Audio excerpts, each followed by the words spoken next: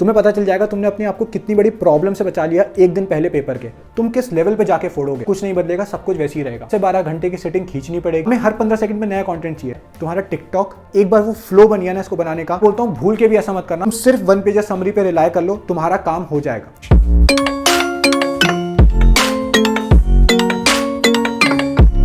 जब भी हम नेटफ्लिक्स में किसी सीरीज को देखना चालू करते हैं, भले ही स्टार्टिंग के कुछ एपिसोड्स हमें समझ नहीं आते, स्टिल उस सीरीज को हम लोग पूरा देखते हैं। क्यों? क्योंकि बैक ऑफ द माइंड में हमें पता होता है कि यार ये धीरे धीरे करके समझ आएगी, धीरे धीरे करके इसमें मेरा इंटरेस्ट डेवलप होगा। मैं बोलता हूँ कि पढ़ाई करते वक्त ये लॉजिक हम लोग क्यों भूल जाते हैं। हाय एवरीवन, दिस इज सजल जोशी और आज की हम लोग बात करने वाले हैं एक ऐसे टॉपिक के ऊपर जो तुम्हें बहुत ज़्यादा हेल्प करने वाला है अपने सिलेबस को कंप्लीट करने में, सिलेबस को रिवाइज करने में, तुम्हारे स्कोर को एटलीस्ट 5 से 10 इंक्रीज करने में, और सबसे इंपॉर्टेंट चीज़ तुम्हारे कॉन्फिडेंस को यहाँ से यहाँ ले जाने में। आज की हम लोग बात करने वाले हैं 1 पेज समरी के बारे में, कैसे बनानी है, क्या स्टेप्स रहते हैं। यार ऑनेस्टली यार मुझे अभी घंटा फर्क पड़ता है कि तुमने कितना पढ़ा है, बिकॉज अब टाइम है एग्जीक्यूशन का। प्लानिंग इंपॉर्टेंट है बट एग्जीक्यूशन भी इक्वली इंपॉर्टेंट बच जाता है। तुम में से अभी भी बहुत सारे बच्चे मुझसे ये पूछ रहे थे कि भैया टाइम टेबल समझ नहीं आ रहा। देखो यार, अब ना टाइम टेबल बनाने का टाइम चले गया, अब है टारगेट्स बनाने का टाइम। 10 तारीख को ये 2 चैप्टर्स कंप्लीट करूंगा, 11 को ये 3 चैप्टर्स कंप्लीट करूंगा, 12 तारीख को ये 4 चैप्टर्स कंप्लीट करूंगा। इस तरीके से तुम्हें डेली बेसिस के टारगेट्स बनाने पड़ेंगे अगर तुम्हें बोर्ड्स में अच्छा स्कोर अप करना है तो। तुम में से बहुत लोग ये भी सोच रहे होंगे कि भैया ये 1 पेज समरी तो मुझे स्टार्टिंग से बनानी चाहिए थी, अब बनाने का क्या फायदा। मैं बोलता हूँ अभी तुम्हारे लिए सबसे ज़्यादा इंपॉर्टेंट है, बिकॉज तुम खुद सोचो कल अगर तुम्हारा बोर्ड एग्जामिनेशन होगा तो उससे एक दिन पहले एग्जैक्टली तुम क्या कर रहे होगे। क्या तुम किसी से नोट्स मांग रहे होगे? क्या तुम वीडियोस देख रहे होगे? तुम सिर्फ इस 1 पेज समरी को रिवाइज करके सैंपल पेपर सॉल्व कर रहे होगे, या फिर सिर्फ रिवाइज कर रहे होगे, जैसा भी तुम्हें ठीक लगे। तो अगर तुम रोज के 3 से 4 चैप्टर 1 पेज समरी के थ्रू निपटाते हो तो तुम्हारा सिलेबस बहुत जल्दी कंप्लीट हो जाएगा। And the best part is कि तुम्हें रिवीजन करने में बहुत ज़्यादा आसानी होने वाली है। इस वीडियो को मैं थोड़ा सा हॉलिस्टिक रखने का ट्राई करूंगा यार, जो भी मुझे इंपॉर्टेंट लगता है मैं तुमसे डिस्कस करता रहूंगा। तो प्लीज़ अपने साथ कॉपी पेन लेके बैठना, इसको भाषण की तरह मत सुनना। और हाँ, इसमें हम लोग थोड़ी बहुत 1 पेज समरी बना के देखेंगे भी, ताकि तुम्हें आइडिया लग सके, इसलिए बोल रहा हूँ कॉपी पेन साथ में लेके बैठना। ना 1 पेज समरी मतलब क्या होता है? देखो, जब तुम पूरे चैप्टर को एक पन्ने के अंदर कंप्लीट कर देते हो, that is known as 1 page summary. और वो जो पन्ना होता है ना, वो उस बुक से बिल्कुल भी कम नहीं होता है। एंड ट्रस्ट मी यार, अगर तुमने अभी बिल्कुल भी नहीं पढ़ा है या डिटेल नोट्स नहीं बनाए, तुम सिर्फ 1 पेज समरी पे रिलाय कर लो, तुम्हारा काम हो जाएगा। ना तुम्हें करना क्या है? सबसे पहली चीज, तुम्हें एक बंच ऑफ अच्छे क्वालिटी के पेपर्स देने हैं। ये नहीं कि कोई भी कॉपी के पीछे से आधा अधूरा पन्ना फाड़ दिया। And make sure to make a decent handwriting. बहुत लोग तुम्हें ये कहते हुए मिलेंगे जब तुम अपने नोट्स बना रहे हो ना, तो गंदी सी राइटिंग बना दो, कोई फर्क नहीं पड़ता है। मेरे हिसाब से एटलीस्ट इतनी राइटिंग होनी चाहिए कि दोबारा पढ़ने में विजिबल हो। और जब हम बहुत गंदी हैंड राइटिंग बनाते हैं ना, तो हमें दोबारा फिर पढ़ने का मन ही नहीं करता है। तो एटलीस्ट डिसेंट हैंड राइटिंग रखने का ट्राई करना। ना सबसे पहले तुम्हें इस पन्ने के अंदर 2 मार्जिन को ड्रॉ कर लेना है, ताकि तुम्हारे पास 3 कॉलम अवेलेबल हो जाए।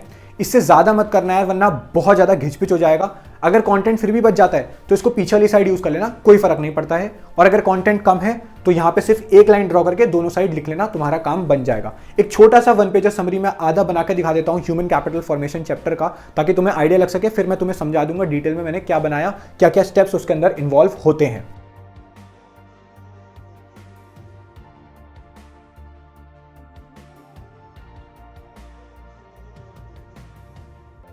तो यहाँ पे मैंने एक छोटी सी 1 पेज समरी बनाने का ट्राई करा।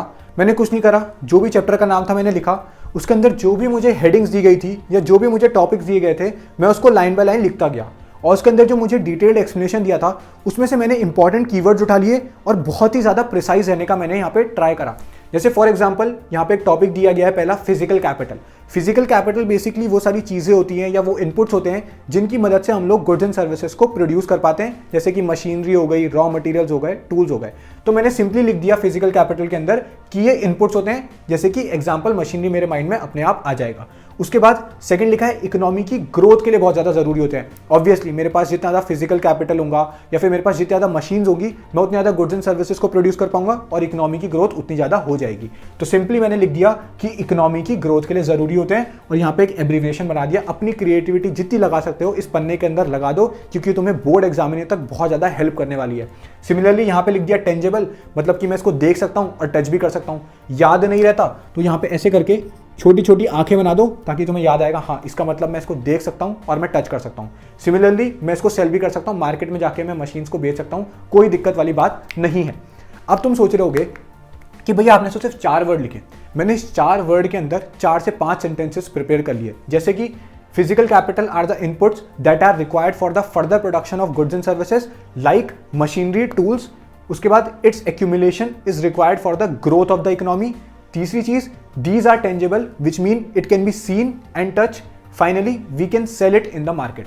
मेरे 4 से 5 लाइन का आंसर मैंने इस 4 वर्ड के अंदर प्रिपेयर कर लिया। ये होती है वन पेजर समरी की पावर। उसके बाद हमारे पास सेकंड टॉपिक यहाँ पे लिखा है ह्यूमन कैपिटल। मैं तुम्हें लाइन बाय लाइन थोड़ा सा समझाते रहता हूँ और जो भी मुझे इंपॉर्टेंट ऑब्जर्वेशन लगेगी वन पेजर समरी की मैं तुम्हें बता दूंगा। नाउ ह्यूमन कैपिटल क्या होता है? देखो, किसी बंदे की स्किल को हम लोग ह्यूमन कैपिटल बोलते हैं। जैसे कोई बंदा क्रिकेट बहुत अच्छा खेलता है तो उसकी जो क्रिकेट खेलने की स्किल है दैट इज ह्यूमन कैपिटल। तो मैंने सिंपली बना दिया एक इंडिविजुअल, उसके अंदर जितनी भी स्किल अवेलेबल है that will be human capital. अब 4 चीजें इसके साथ और जुड़ जाती हैं जो बुक में दी गई हैं, स्किल, एजुकेशन, एबिलिटी, नॉलेज और उसका एक्सपर्टीज जो एक इंडिविजुअल के अंदर होता है that is human capital.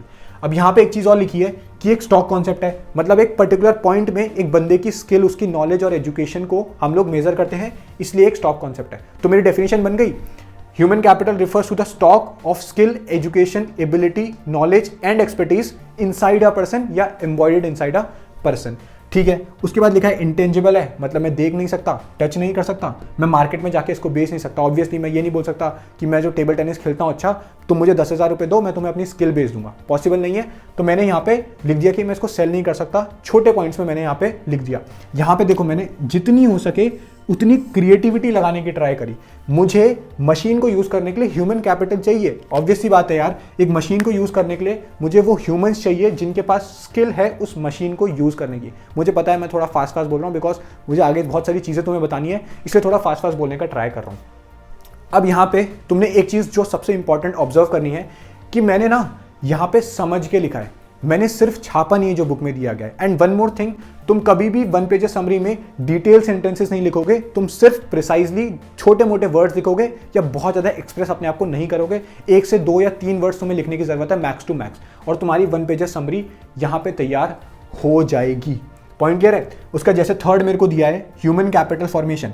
Human capital क्या होता है? किसी बंदे की स्किल को हम लोग ह्यूमन कैपिटल बोलते हैं। तो ह्यूमन कैपिटल फॉर्मेशन क्या हो जाएगा? वही स्किल्स, वही एबिलिटीज, वही एजुकेशन, वही नॉलेज, वही एक्सपर्टीज अगर बढ़ने लग जाएगी, उनका फॉर्मेशन होने लग जाएगा, डेवलपमेंट होने लग जाएगा, that will be human capital formation. तो मैंने सिंपली यहाँ पे लिख दिया कि अगर स्किल्स प्लस 4 चीजें, मतलब ये सारी चीजें अगर बढ़ने लग जाएगी कंट्री के लोगों की, that will be human capital formation. और दूसरे नजरिए से भी देखा जाता है कि अगर कंट्री में स्किल्ड लोगों की संख्या बढ़ रही है, यानी डॉक्टर्स की संख्या बढ़ रही है, वो भी ह्यूमन कैपिटल फॉर्मेशन कहलाता है। तो 2 नजरिए से देखा जाता है। तो मैंने सिंपली लिख दिया कि अगर स्किल्ड पीपल की संख्या इंक्रीज हो रही है, that will also be considered as human capital formation. अब यहाँ पे मैंने लिख दिया कि एक फ्लो कॉन्सेप्ट है, मतलब over the period of time बढ़ती है ना किसी भी बंदे की स्किल, तो मैंने यहाँ पे लिख दिया कि एक फ्लो कॉन्सेप्ट है। फाइनली मैंने यहाँ पे एक एरो लगा के लिखा है कि डेवलपमेंट के लिए बहुत जरूरी है। मतलब जो ह्यूमन कैपिटल फॉर्मेशन हम कर रहे हैं, स्किल्स बढ़ा रहे हैं, एबिलिटीज बढ़ा रहे हैं, वो इसलिए बढ़ा रहे हैं ताकि वो कंट्री के डेवलपमेंट में जरूर हेल्प करे। तो मैंने सिंपली वर्ड लिख दिया डेवलपमेंट, ताकि अगर मैं आगे जब इसको देखूंगा तो मुझे अपने आप माइंड में याद आ जाएगा और मेरा ये रिविजन का तरीका पूरा क्लियर हो जाएगा। पॉइंट क्लियर है? मैं बहुत ही प्रिसाइज रहने का ट्राई कर रहा हूँ यार, थोड़ा सा बचा मैं इसको बता देता हूँ, जो भी लगेगा इंपॉर्टेंट बताता रहूंगा। Sources of human capital formation, मतलब क्या तरीके हैं जिससे मैं कंट्री के लोगों की स्किल्स बढ़ा सकता हूँ या फिर स्किल्ड पीपल की संख्या बढ़ा सकता हूँ। पहला है एक्सपेंडिचर ऑन एजुकेशन। ऑब्वियसली बात है, किसी को अगर मैं एजुकेट कर रहा हूँ तो उसकी नॉलेज इंक्रीज होगी, और नॉलेज का इंक्रीज होना क्या होता है? स्किल्स प्लस 4, ये चीजें अगर इंक्रीज हो रही हैं that will be human capital formation. तो सिंपली लिख दिया नॉलेज इंक्रीज होगी।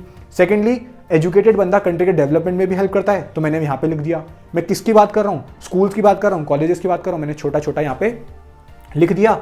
फाइनली हम लोग एजुकेशन पे क्यों खर्चा करते हैं? 2 रीजन है। पहला, हम अपनी इनकम को रेज कर सके, मतलब मैं जितना ज़्यादा पढ़ा लिखाऊंगा उतनी ज़्यादा मेरी इनकम रेज होगी। फाइनली स्टैंडर्ड ऑफ लिविंग को रेज करने में, मतलब पहले मैं पंखे के नीचे सोता था, अब मैं एसी में सोने लग गया। पहले मेरे पास 1 गाड़ी थी, अब मेरे पास 4 गाड़ियां हैं, तो मेरा स्टैंडर्ड ऑफ लिविंग रेज हो गया। तो इन सारे ऑब्जर्वेशंस को मैंने इस 4 वर्ड में इसके अंदर कंपाइल करके यहाँ पे लिख दिया। सेकंड, यहाँ पे दिया एक्सपेंडिचर ऑन हेल्थ। ऑब्वियसली बात है, अगर मैं किसी के हेल्थ पे खर्चा करता हूँ, उसकी मेडिकल फैसिलिटीज पे खर्चा करता हूँ, उसके अच्छे खाने पे खर्चा करता हूँ, तो वो फिट होता जाएगा, और जितना ज्यादा बंदा वो फिट होगा, जितना हेल्दी होगा, उसके काम करने की एबिलिटी इंक्रीज हो जाएगी।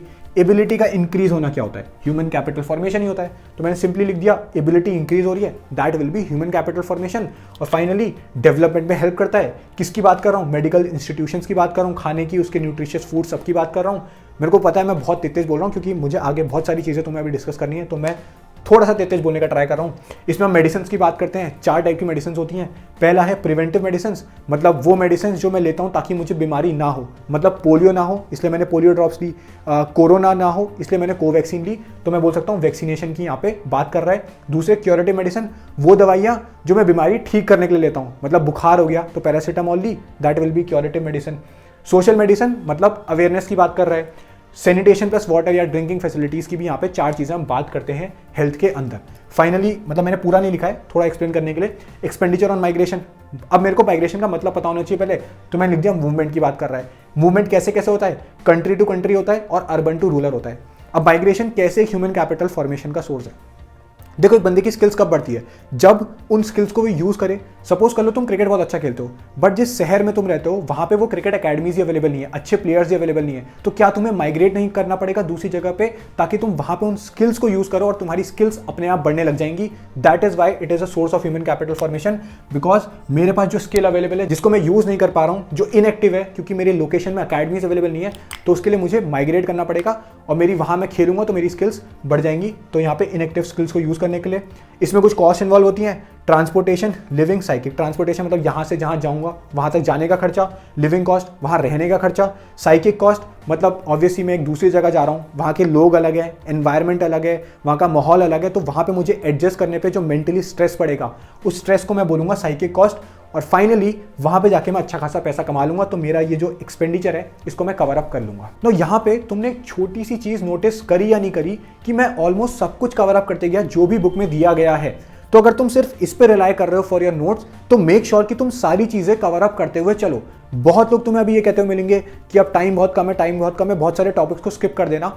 मैं बोलता हूँ भूल के भी ऐसा मत करना, बिकॉज अगर तुम्हारे पास एक सब्जेक्ट को देने के लिए 3 से 4 दिन अवेलेबल है ना, तुम अपने सिलेबस को 1 पेज समरी के थ्रू पूरा कंप्लीट कर सकते हो। प्रैक्टिकली बता रहा हूँ। अब तुम सोच रहे हो कि भैया एक सब्जेक्ट को मैं 3 से 4 दिन के अंदर कैसे कंप्लीट करूंगा। देखो, एक सिंपल सी कैलकुलेशन करते हैं। मैं पहले मान के चलता हूँ कि तुम एक सब्जेक्ट को 4 दिन देने के लिए तैयार हो, तो तुम्हारे पास कितने घंटे अवेलेबल हैं। 4 × 24 that is equal to 96 hours. उसमें से मैं तुम्हारे रोज का स्लीप टाइम माइनस कर देता हूँ, 6 घंटा ऑन एन एवरेज तुम सोते हो मान लेते हैं, तो 6 × 4 that is equal to 24 hours. इसमें से मैं माइनस कर लेता हूँ, 2 घंटे रोज के इधर उधर खाने पीने के निकल जाते हैं, तो 2 × 4 that is equal to 8 hours. और फाइनली 2 घंटे रोज के इधर उधर कहीं निकल जाएंगे, तो उसको मैं माइनस कर लेता हूँ, तो 2 × 4 that is equal to 8 hours. यानी तुम्हारे पास कितना टाइम अवेलेबल है, 24, 32, 40, 56 आवर्स तुम्हारे पास अवेलेबल है एक सब्जेक्ट को देने के लिए, अगर तुम 4 दिन उस सब्जेक्ट को दे रहे हो। अब मान लेते हैं तुम्हारे pass on an average 10 chapter available है एक सब्जेक्ट के अंदर। मैं मान के चल रहा हूँ, तुम्हारे 12 भी हो सकते हैं, तुम्हारे 15 भी हो सकते हैं, तुम उस हिसाब से कैलकुलेशन कर लेना। तो 56/10 that is equal to 5.6 hours available है। मतलब एक सब्जेक्ट में एक चैप्टर को कंप्लीट करने के लिए तुम्हें 5 से 6 घंटे देने हैं, अगर तुम्हें सिलेबस को टाइम पे कंप्लीट करना है तो। अब यहाँ पे ना थोड़ी बहुत वेरिएशंस आ सकती हैं। क्या पता कोई चैप्टर ज़्यादा टाइम डिमांड करता हो, या उसकी वेटेज ज़्यादा हो, या फिर उसमें थोड़ा टाइम लगता हो, तो तुम उसमें अपने हिसाब से टाइम इन्वेस्ट कर देना, लेकिन पहले उसको कैलकुलेट करके रखना कि मैं कितना टाइम यहाँ पे देने वाला हूँ। और ये चीज़ भी मैंने नोटिस करी है कि कुछ चैप्टर्स में अगर तुम अच्छे से कमांड बना लेते हो ना, तो तुम्हारे आगे के चैप्टर्स बहुत इजीली निकल जाते हैं। फॉर एग्जांपल, अगर अकाउंट्स में मैं स्टार्टिंग में रिवैल्यूएशन अकाउंट बनाना अच्छे से सीख लेता हूँ उस चैप्टर में, तो मेरे को पूरी पार्टनरशिप की बुक में हेल्प करने वाला है। अगर मैं investment fluctuation reserve, workman compensation reserve, general reserve, इन सबका ट्रीटमेंट सीख लेता हूँ, तो वो मुझे पूरी पार्टनरशिप में हेल्प करेगा। अगर मैं रेशियोज का ट्रीटमेंट अच्छे से सीख लेता हूं, मतलब कैसे निकालते हैं हर पार्टनर का रेशियो, तो वो मुझे पूरी पार्टनरशिप में हेल्प करेगा। अगर मैं बैलेंस शीट अच्छे से याद कर लेता हूं, तो मेरे को लास्ट की दोनों बुकों में बहुत ज़्यादा हेल्प करने वाला है। तो इन चीज़ों में अगर तुम्हें टाइम देना पड़े तो तुम दे देना, कोई बात नहीं। मैं फिर से बोल रहा हूँ, सबको अपनी कैलकुलेशन खुद से करनी पड़ेगी। मैं बस तुम्हें एक रफ आइडिया दे रहा हूँ कि कैसे मैं बोल रहा हूँ कैलकुलेशन करने के लिए। इस कैलकुलेशन की मैं तुम्हें एक अजम्पशन बताना भूल गया, वरना तुम फिर मुझे बाद में गाली दोगे। पहली चीज़, तुम अब स्कूल नहीं जा रहे हो। ऑनेस्टली यार, तुम सबके स्कूल बंद हो चुके होंगे, बट अगर तुम्हें स्कूल जाना पड़ रहा है फिर भी किसी भी कारणवश, तो तुम स्कूल नहीं जाओगे, वरना फिर इस कैलकुलेशन का कोई भी फायदा नहीं रहेगा। बहुत बच्चों को ना एक अलग ही लगाव होता है स्कूल के साथ, भैया मेरे स्कूल का आखिरी साल है, मैं दोस्तों से कैसे मिलूंगा।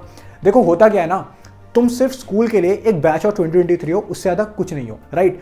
लाखों बच्चे हर साल 12वीं पास करते हैं, ना वो स्कूल को याद रखते हैं ना स्कूल उनको याद रखता है। तो अभी इमोशनली प्रैक्टिकली सोचने की जरूरत है। तो तुम स्कूल नहीं जा रहे हो। दूसरी चीज़, तुम सोशल मीडिया से डिटॉक्स कर लोगे, मतलब तुम सोशल मीडिया बिल्कुल नहीं चलाने वाले हो। तुम्हारा जो सोशल लाइफ है वो बिल्कुल ही डिस्ट्रॉय हो जाएगी। तुम दोस्तों से नहीं मिलने जा पाओगे 4-4, 5-5 घंटे। अगर इन चीज़ों को तुम फॉलो कर सकते हो तभी ये कैलकुलेशन करने की ज़रूरत है, वरना कोई फायदा नहीं है इसको बनाने का। मैं तुम्हें पहले ही ये क्लियर कर रहा हूँ।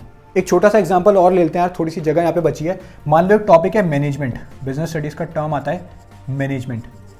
मैनेजमेंट क्या है, मैं कीवर्ड्स के साथ लिख रहा हूँ। मैनेजमेंट एक प्रोसेस है। प्रोसेस क्यों है? क्योंकि इसके अंदर हमें 5 चीज़ें परफॉर्म करनी पड़ती हैं: प्लानिंग, ऑर्गेनाइजिंग, स्टाफिंग, डायरेक्टिंग और कंट्रोलिंग। प्रोसेस किस चीज़ की है? गोल्स को अचीव करने की। तो मैंने यहाँ पे लिख दिया गोल्स को अचीव करने की। गोल्स कैसे अचीव होने चाहिए? इफेक्टिवली और एफिशिएंटली। तो मैंने यहाँ पे लिख दिया गोल्स इफेक्टिवली अचीव होने चाहिए और एफिशिएंटली अचीव होने चाहिए। इफेक्टिवली का मतलब क्या होता है? टाइम पे कंप्लीट होना चाहिए। एफिशिएंटली का मतलब क्या होता है? कॉस्ट कम से कम आनी चाहिए। सब मैंने कीवर्ड्स यहाँ पे लिख दिए। मुझे ये भी पता है कि ये दोनों 2 साइड्स ऑफ अ कॉइन भी कंसिडर करे जाते हैं, क्योंकि ये दोनों ही बहुत इंपॉर्टेंट होता है, इफेक्टिवली और एफिशिएंटली। तो इसके अंदर मैंने अपनी पूरी मैनेजमेंट की डेफिनेशन खत्म कर दी। This is how you have to make your 1 pager summary. Similarly यार, जब तुम न्यूमेरिकल सब्जेक्ट लेके बैठ रहे हो तो मेक श्योर कि तुम सारी हेडिंग्स को कवर अप करते हुए चल रहे हो और उसके अंदर जो भी तुम्हें फाइनल फॉर्मुलेज दिए हैं उसको एक पन्ने के अंदर, इस 1 पेजर समरी के अंदर तुम लिखते हुए चल रहे हो और साथ में रफ कॉपी में सारे इंपॉर्टेंट क्वेश्चंस को साथ में लगाते हुए चल रहे हो। अगर मैं बात करता हूँ स्पेसिफिकली अकाउंटेंसी की, तो तुम्हें जो भी हेडिंग के अंदर जनरल एंट्रीज दी रहती हैं या फिर जो भी तुम्हें ट्रीटमेंट्स दिए रहते हैं उसको एक 1 पेजर समरी के अंदर लिखते हुए चलो और साथ में रफ कॉपी के अंदर तुम्हारे इंपॉर्टेंट क्वेश्चंस तुम साथ में लगाते हुए चलो।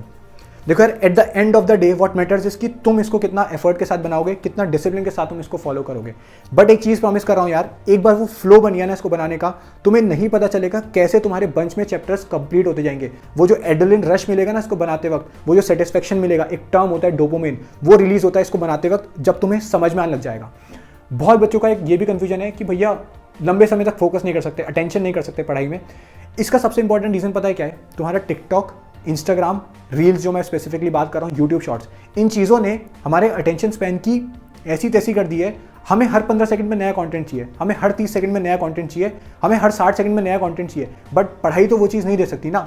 एक एक कॉन्सेप्ट में आधा घंटा लगाना पड़ता है, एक घंटा लगाना पड़ता है। तो मेक श्योर अगर तुम्हारा अटेंशन स्पैन बहुत कम है तो सबसे पहली चीज़, सोशल मीडिया तो मैंने पहले भी बताया, तुम्हें डिटॉक्स करना पड़ेगा, उसको छोड़ना पड़ेगा, तभी तुम पढ़ाई में मेजरली फोकस कर पाओगे। तो सोशल मीडिया हटाना पड़ेगा अगर तुम्हें वो अटेंशन स्पैन रीगेन करना है, बिकॉज ऑब्वियसली अब हम रिस्क नहीं ले सकते।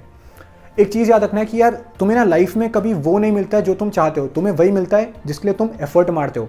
तो अगर आज पेपर में फोड़ना है ना तो एफर्ट तो मारना पड़ेगा, 10 से 12 घंटे की सेटिंग खींचनी पड़ेगी, प्लान बनाना पड़ेगा। बट गॉड प्रॉमिस बोल रहा हूँ यार, इट इज स्टिल पॉसिबल। जब तक तुम अपनी लिमिट्स को एक्सीड नहीं करोगे ना तब तक कुछ नहीं बदलेगा, सब कुछ वैसे ही रहेगा। अभी भी बहुत लोगों की दिक्कत है कि भैया पढ़ाई में इंटरेस्ट डेवलप नहीं हो रहा, मेरा किसी और चीज़ में इंटरेस्ट है। मैं बोलता हूँ आज एक ऐसी चीज़ में फोड़ दो जिसमें तुम्हारा इंटरेस्ट नहीं है, तो तुम सोचो जब तुम्हें वो चीज़ करने के लिए मिलेगी जिसमें तुम्हारा इंटरेस्ट है, तुम किस लेवल पर जाके फोड़ोगे। मेरे को पता है यार, तुम्हें लग रहा होगा भैया बहुत हवाबाजी वाली बातें कर रहे हैं, बट ऑनेस्टली बोल रहा हूँ यार, आज तुम अपनी लाइफ में डिसिप्लिन अप्लाई करना सीख रहे हो, ये 4-4 बजे उठ के पढ़ रहे हो या लेट नाइट सिटिंग मार रहे हो, ये तुम्हें जिंदगी भर हेल्प करेगा किसी भी फील्ड में फोड़ने में। बट बात वही निकल के आती है कि यार आज एफर्ट मारना पड़ेगा। मैं एक छोटा सा ओवरव्यू देता हूँ तुम्हें, मैंने क्या बोला। सबसे पहले आइडेंटिफाई करो तुम कहाँ पे स्टैंड करते हो, तुम्हारे कितने चैप्टर्स बाकी हैं, कितने दिन बाकी हैं, किस चैप्टर की कितनी वेटेज है, किस चैप्टर को तुम कितना टाइम लगाओगे उसको कंप्लीट करने में। सब कुछ क्लियर कट एक पन्ने के अंदर लिखो इस वीडियो को खत्म होने के बाद, बिकॉज बिना प्लान के या बिना डायरेक्शन के सारे एफर्ट्स वेस्ट ही जाते हैं। सेकेंड चीज़, 1 पेजर समरी बनाते वक्त सारे कीवर्ड्स को नोट डाउन करते हुए चलो, फुल सेंटेंसेस लिखने की जरूरत नहीं है। सबसे इंपॉर्टेंट चीज़, सिर्फ छापने के लिए मत लिखना, पहले उसको अच्छे से समझना, उसका जो भी तुम्हें लगे इंपॉर्टेंट वर्ड उसको वहाँ पे लिख देना, और फाइनली हर दिन इसको रिवाइज करना थोड़ा टाइम निकाल के। और जिन बच्चों को ना यार चीज़ें याद नहीं रहती, मैं तुम्हें एक बहुत सॉलिड एडवाइस देता हूँ यार, जो कि मैंने पर्सनली फॉलो करी है। तुम ना पढ़ाना चालू कर दो, किसी भी ऑब्जेक्ट को पढ़ा दो। अगर तुम्हें लगता है कि कोई हंसेगा तुम पे, तो मेक श्योर कि यार तुम सारे टारगेट्स को टाइम पे फुलफिल कर रहे हो, बिकॉज जब टारगेट्स फुलफिल नहीं होते हैं तो बहुत ज़्यादा फ्रस्ट्रेशन होती है यार। बहुत सारे बच्चे ये भी पूछते थे कि भैया आप अपनी 1 पेजर समरी क्यों नहीं दे देते यार। उसके 2 रीज़न है। पहला तो ये है ना कि मेरे पास जो समरी अवेलेबल है वो बहुत अनऑर्गेनाइज्ड है, किसी की अवेलेबल है, किसी की अवेलेबल नहीं है। और सेकंड ये है ना कि हर किसी की जो 1 पेजर समरी होती है वो बहुत अलग होती है। मैंने शायद उसमें कुछ ऐसी चीज़ें नहीं लिखी जो मुझे ऑलरेडी पता है, मैंने सोचा नहीं लिखूंगा, तो उससे तो तुम्हारा लॉस हो जाएगा ना। तो इसलिए बोल रहा हूँ खुद से बनाओ, हो जाएगा। सिर्फ 1 पेजर समरी पे लड़ाई करो, तुम्हारी 12वीं की नैया एकदम पार हो जाएगी। ज़्यादा स्ट्रेस लेने की ज़रूरत नहीं है। अगर तुम आज से 1 पेजर समरी बनाना चालू करने वाले हो अपने सिलेबस को कंप्लीट करने के लिए, तो कमेंट कर देना यस। नहीं बनाने वाले हो तो नो कमेंट कर देना। बट जो बच्चे बना रहे हो ना आज से, तुम्हें पता चल जाएगा तुमने अपने आप को कितनी बड़ी प्रॉब्लम से बचा लिया एक दिन पहले पेपर के। इतना रखता हूँ इस वीडियो को यार। I hope so. बैटरी भी खत्म होने वाली है। मिलते हैं अगली वीडियो में, तब तक के लिए ऑल द बेस्ट।